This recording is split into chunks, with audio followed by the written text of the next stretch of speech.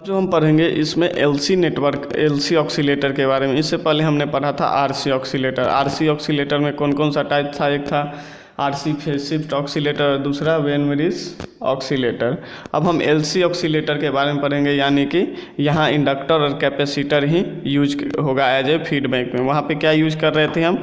Resistance और capacitor के combination को यूज कर रहे थे इन्हें फेज शिफ्ट ऑक्सीलेटर में। अब हम जब एलसी ऑक्सीलेटर पढ़ेंगे तो इसमें हम दो टाइप्स का पढ़ेंगे, एक पढ़ेंगे हार्टले ऑक्सीलेटर, एक पढ़ेंगे कॉलपिट्स ऑक्सीलेटर। हार्टले ऑक्सीलेटर में क्या होता है? दो इंडक्टेंस होता है, दो इंडक्टेंस और एक कैपेसिटर का कॉम्बिनेशन को हम बोलते हैं हार्टले ऑक्सीलेटर। ये जो सर्किट जो है, दो इंडक्टर और एक कैपेसिटर के कॉम्बिनेशन को हम एज ए ट्यून सर्किट बोलते हैं। आपके ऑब्जेक्टिव में आ सकता है tune circuit consist of capacitor, inductor, resistor, या बोलेगा कैपेसिटर इंडक्टर, तो आपका ऑप्शन कौन सा सही होगा? कैपेसिटर और इंडक्टर। इसमें देखिए हार्टले ऑक्सीलेटर में हमने यहाँ पे Q1 ट्रांजिस्टर जो है एज ए स्विचिंग के लिए यूज किया है। ये हमारा VCC सप्लाई है, ये हमारा RFC क्या है? रेडियो फ्रीक्वेंसी चौक है। ये हमारा CC क्या है? कपलिंग कैपेसिटर है, जो हमें कलेक्टर से हमें आउटपुट मिलता है और एज ए फीडबैक हम किसको दे रहे हैं? As a feedback tune circuit को दे रहे हैं। जो L1 L2 C कॉम्बिनेशन को हम क्या बोलेंगे? ट्यून सर्किट दे रहे हैं। ट्यून सर्किट जो है हमारा किससे कनेक्टेड है? देखिए ट्यून सर्किट हमारा है जो एक तो बेस से है, ट्रांजिस्टर के बेस से कनेक्टेड है, और दूसरा हमारा इमीटर से कनेक्टेड है। तो इसमें हम एक एक देखेंगे कैसे ये सिग्नल को एम्पलीफाई करेगा, यानी कि हमें फेज शिफ्ट प्रोवाइड कराएगा। तो आइए देखिए, सबसे पहले हम देखते हैं इसके ईच कंपोनेंट के बारे में। R1, ये R1 और R2, ये R1 R2 क्या है? वोल्टेज डिवाइडर बायस है, यानी कि वोल्टेज को आपस में डिवाइड कर रहा है रेजिस्टेंस R1 एंड R2। ये CC जो है, ये CC क्या है हमारा? CC हमारा कपलिंग कैपेसिटर है। कपलिंग कैपेसिटर का काम क्या होता है? एक नेटवर्क से दूसरे नेटवर्क को आपस में जोड़ता है। ये हमारा क्या हो गया? कपलिंग कैपेसिटर हो गया। अब देखिए combination of L1 L2 C, इसको हम बोलते हैं tune circuit, TUNED, tuned circuit. इसको क्या बोलेंगे हम? Tuned circuit. M क्या है? ये जो डॉट है इसको बोलते हैं म्यूचुअल कपलिंग। ये आपस में कपलिंग होते हैं, इनको बोलते हैं इंडक्टेंस को म्यूचुअल कपलिंग। अब देखिए VCC जो यहाँ से है, हम क्या करते हैं इसका देखते हैं अब वर्किंग क्या है। ये जो VCC है वो VCC is applied to collector through radio frequency choke, यानी कि VCC को हम अप्लाई करते हैं कहाँ पे?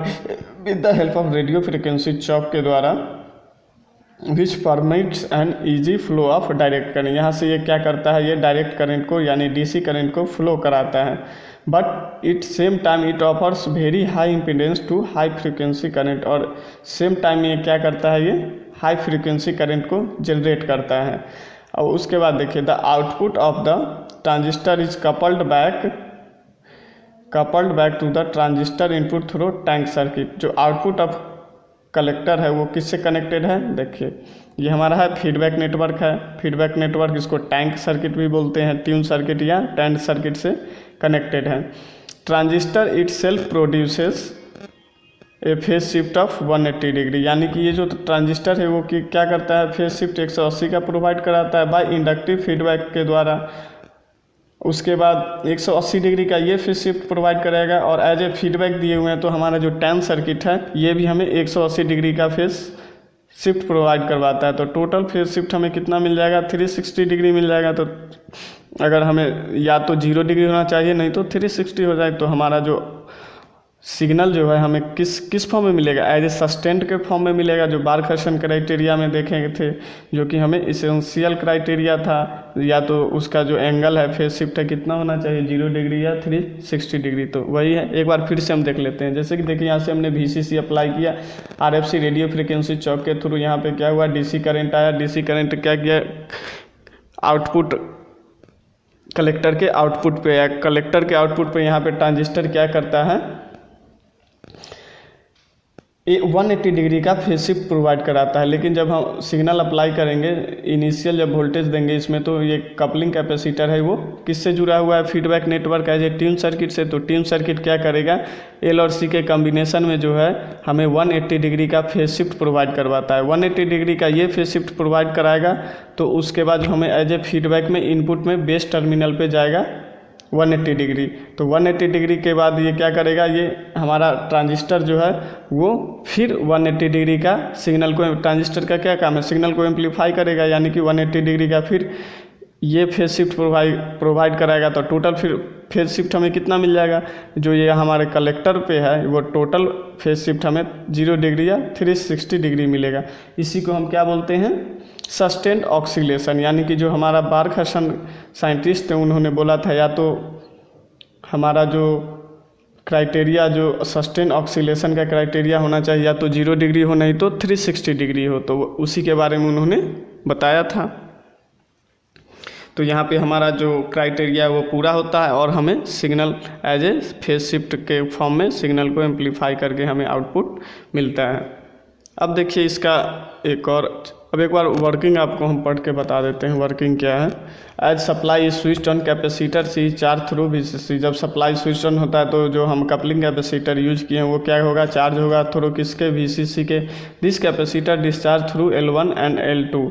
और जो हमें फीडबैक देखिए, जो कैपेसिटर है सप्लाई ऑन किए तो ये कैपेसिटर क्या है, यहाँ पे चार्ज होगा किसके थ्रू, VCC के थ्रू। यहाँ से ये देखिए ये जो कैपेसिटर है यहाँ से चार्ज होगा और डिस्चार्ज किसके थ्रू होगा, L1 और L2 के थ्रू। यानी कि ये चार्जिंग फिर डिस्चार्जिंग, चार्जिंग यहाँ पे फिर डिस्चार्जिंग, इस तरह से ये कितना का 180 डिग्री का हमें फेज शिफ्ट प्रोवाइड कराएगा। नेक्स्ट देखिए क्या है, L1 and L2 settling up oscillation in tank circuit. अब देखिए oscillation across L1 are applied to input. और जो ऑक्सीलेशन L1 और L2 में प्रोड्यूस हुआ किसके, कैपेसिटर के डिस्चार्जिंग होने से, तो हमारा जो इनपुट था बेस इमीटर जंक्शन पे transistor and appears in amplified form in output circuit. और जो हमारा ऑक्सीलेशन L1 और L2 के थ्रू जो मिला था वो एज ए इनपुट हम बेस पे अप्लाई करते हैं। बेस किसका, ट्रांजिस्टर के बेस पे अप्लाई करते हैं और वो ट्रांजिस्टर जो है सिग्नल को एम्पलीफाई करके हमें आउटपुट कहाँ देता है, एज ए कलेक्टर पे देता है। अब नेक्स्ट पॉइंट में देखिए, this amplified output voltage is applied to tune circuit to feed the losses in the tank circuit. और फिर क्या किया, जहाँ पे हमने कलेक्टर पे आउटपुट लिया तो वो क्या किया, एज ए फीडबैक के फॉर्म में किसको दिया, टैंक सर्किट के फॉर्म, टैंक सर्किट को इनपुट दिया। It ensure that sinusoidal oscillation are undamped. और ये इंश्योर करता है कि साइनोसोडियल ऑक्सीलेशन जो है वो अनडैम्प्ड के फॉर्म में, यानी कि सिग्नल जो हमारा क्या है अनडैम्प्ड है, डैम्प्ड के फॉर्म में हमें नहीं मिला। And the output of the load is connected through the inductor L2। और जो हमारा लोड है किसके थ्रू कनेक्टेड होता है, L2 के थ्रू कनेक्टेड होता है। जब हम हार्टले ऑक्सीलेटर का स्टडी करते हैं तो उसका फ्रीक्वेंसी निकालने का जो फार्मूला होता है वो क्या होता है, F = 1/2 pi root under L effective C। L effective क्या होगा, L effective L1 + N2 for different core. अगर डिफरेंट कोर हमें गिवन रहेगा तो जस्ट L इफेक्टिव निकालने के लिए हम दोनों इंडक्टर को जोड़ देंगे। अगर हमें क्वेश्चन में बोलेगा coils are wound of same core, अगर सेम कोर पे कॉइल वुंड होगा तो उसमें क्या होगा, म्यूचुअल कपलिंग होगा। म्यूचुअल कपलिंग होगा तो वो क्या हो जाएगा, ऐड हो जाएगा, L1 + L2 + 2M के फॉर्म में वो ऐड हो जाएगा। तो ये हमें आज हम टोटल पढ़े किसके बारे में, हार्टले ऑक्सीलेटर के बारे में। अब हम नेक्स्ट वीडियो में पढ़ेंगे कॉलपिट्स ऑक्सीलेटर।